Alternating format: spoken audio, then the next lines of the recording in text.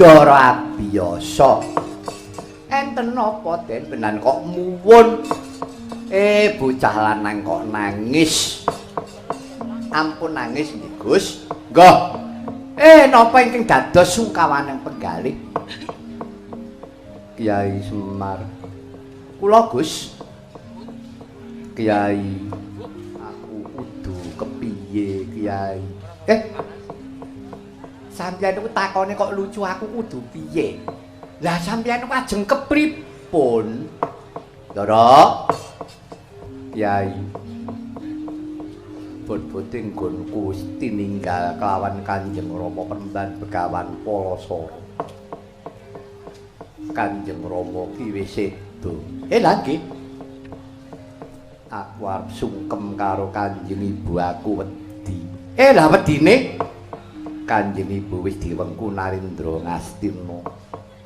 Wa Prabu Sentanu Dewa yen to nganti aku suman marang Praja Ngastina.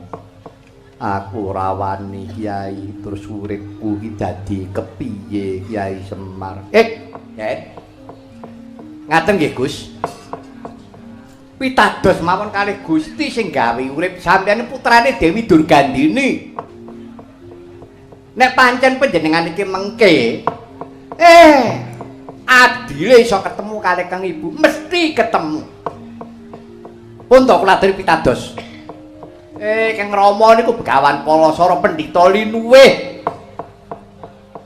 Kang Ibu nggih putraning Ratu Gung Binathara Negari Wirata. Sampeyan aja ngluntung, Gus. Gemregah yasipun penggalih panjenengan. Ditata atine. Bapak sampeyan pendhita pengpengat bisa-bisa nulat lekase Kang Rama.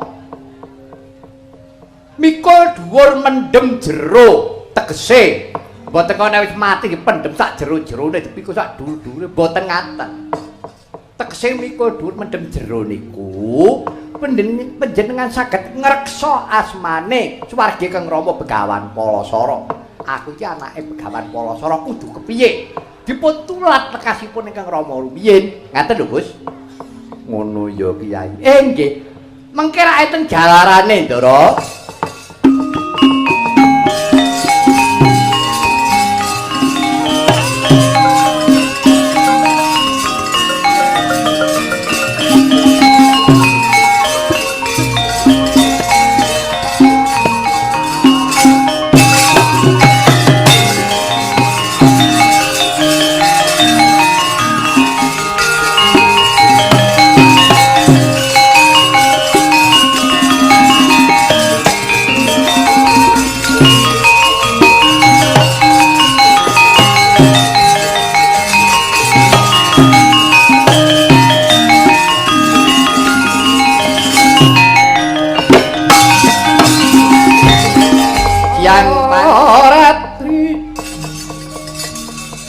Amung cepa pukulon tanuliwan kaeksi mila katur kang domane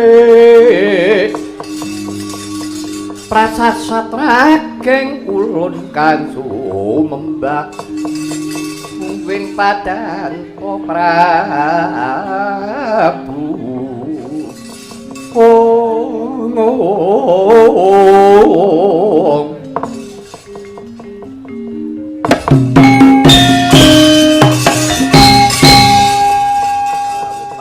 Kang Mas Dewa Brata ngaturaken sumungkeming pangabekti kula mugi konjupa kadangipun Kakang Yaya Byasaya Budiastutine pun Kakang tumuli tampanana kapundi pareng pangestu paduka Kang Mas saengga jimat. Wilujeng Gus. Iya Kyai Semar. Wah, Ndara Dewa Brata bekti kula katur.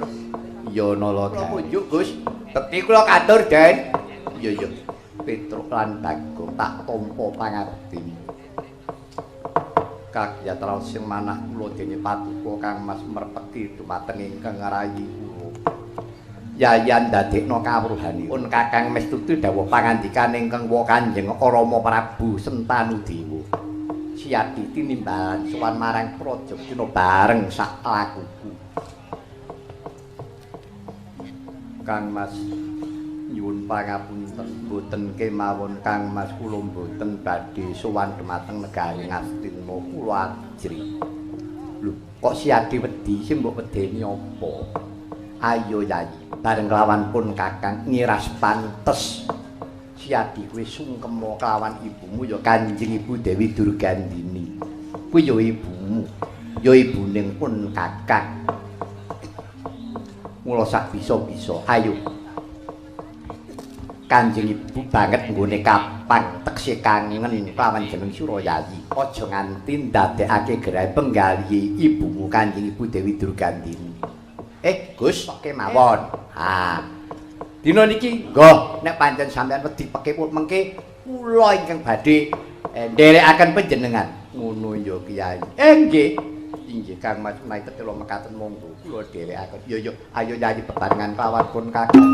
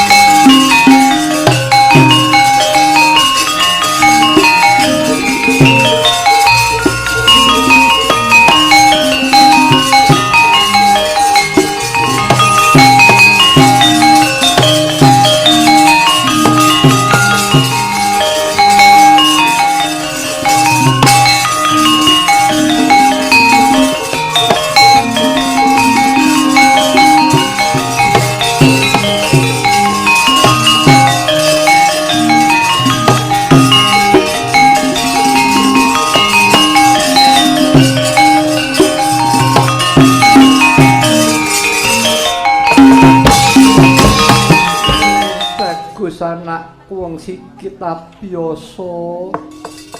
Ibu nganti kapang kelawan jeneng sira kula. Kanjeng Ibu pangabekti kula katur Ibu. Iya.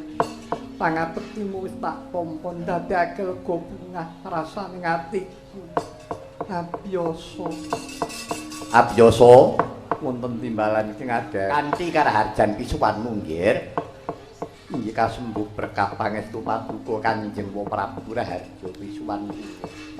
Pangabekti kula katur Kanjeng Prabu. Ya, Pangabekti wis tak tampa biasa ndadekake syukur rasane tiasing ingsun.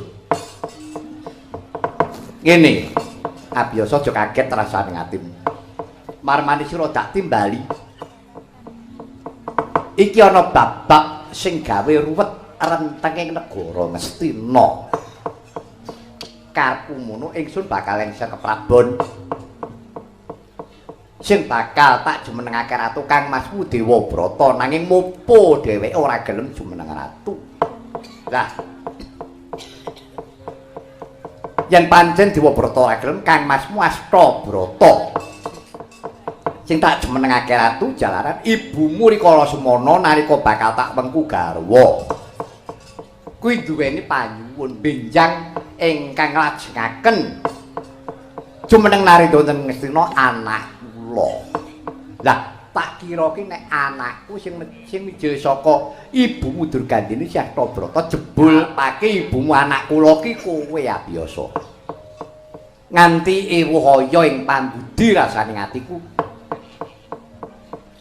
Mula dene iki paripaksa Dewabrata wonten dawuh Rama. Tatanan iki mulih prayogane piye?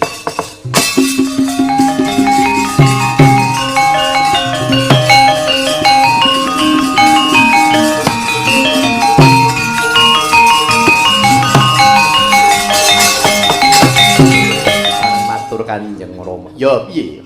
Inggih. Rening sampun wonten keparing paduka Kanjeng Rama Prabu calon Narendra Ngastina wonten kalih. Ya bener. Kadang Mas Astabrata kelawan abiyasa. Dinten menika Rama Narendra ingkang jumeneng menika kedah nggadahi kasekten ingkang linangkung. Sekti mandra guna jayeng palugun kajawi saking menika inggih kedah anggadhahi raos katresnan kaliyan para kawula dasih. Lah sak banjure dinten menika calon Narendra wonten kalih menika kedah sami ngetingalaken kadigdayanipun antawisipun Yaya biasa miwah kadang kula Yaya Astabrata kedah pancakara nanging boten kenging beta gegaman. Sepisan malih Rama mboten kenging beta gegaman. Oh ngono inggih. Kepiye? Abiyasa. Nyuwun pangapunten Kanjeng Prabu menika mboten badhe pados kamukten. Kula saged sungkem Kanjeng Ibu menika kula sampun ngaturaken panuwun ingkang tanpa upami. Mboten wonten ceceking manah kula kepingin badhe jumeneng Narendra babar pisan. Mboten mekaten kula badhe nglajengaken darmanipun Kanjeng Rama Suwargi Begawan Palasara. Abiyasa, kowe ora susah dadak nutupi jroning atimu.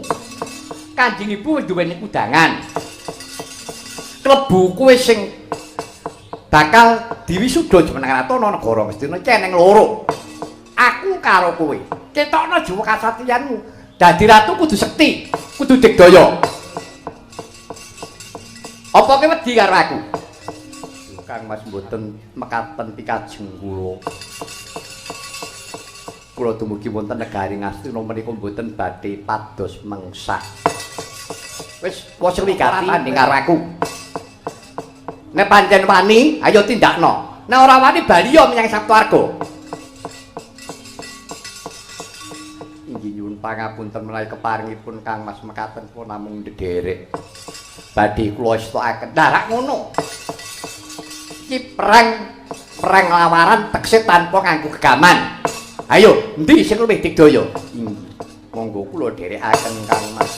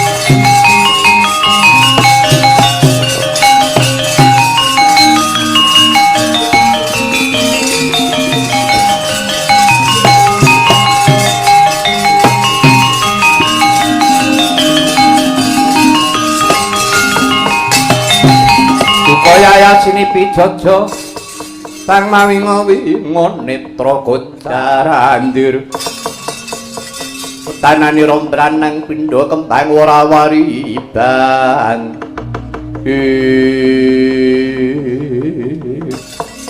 abyo song dawuh Kang Mas aja tida-tida rasane atimu anggepen yen tak iki mungsuh bebuyutan Kang Mas aja raos manah kula pados mengsah babar pisan mboten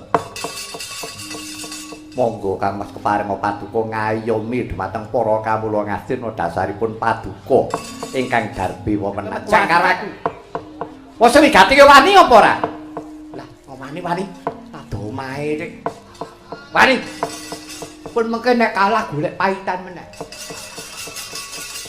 kula sing tanggung jawab kula sing gadah BPKB oh wandamu ya ember menawi keparingipun ngaten kula sumanggat ayo coban negane atiku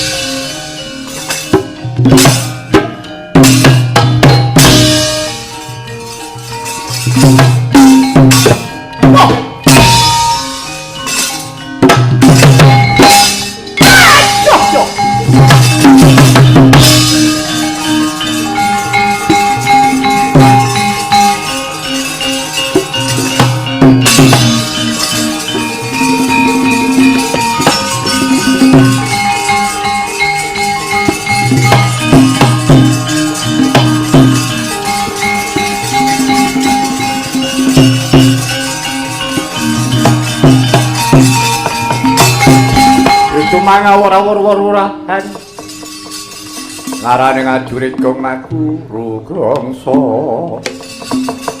tetek kaya butuh jagat Dewa Bathara jagat pangesnu ora biasa kemewat kaya wong ngregem jimat keparat yo Nadyanto wis ana prajanjen ora kena nggawa gegaman nanging mbuh ora idep wong perang kuwi golek menang pirang-pirang cara ditindakake nyoh tampanono pusakaku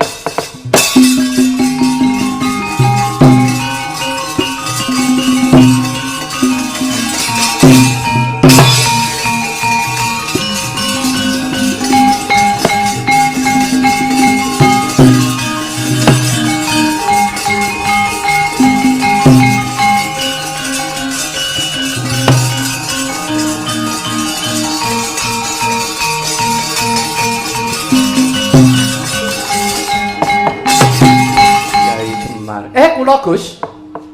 Kepiye kae Kang Mas Astabrata ninggal prajanjen? Ninggal prajanjen pripun? Peperangan iki ora kena nggawa gegaman. Mung aduta sing balung wuleting kulit nanging keneng apa? Kang Mas Astabrata wis mentang gendhe wentang langkap bakal nglepasake Jemparing. Lah nek ngoten sampeyan nggih kudu nggawa Jemparing. Ora dikeparengake nggawa gaman. Lah timbang sampeyan mati kodhok. Ora pripun? Sing jalari rak mriko mboten sampeyan. Pun dikembari. Bejo menang, bejo kalah. Sampeyan ora miwiti sing miwiti niku Astabrata. Pun. Monggo dikembari mawon.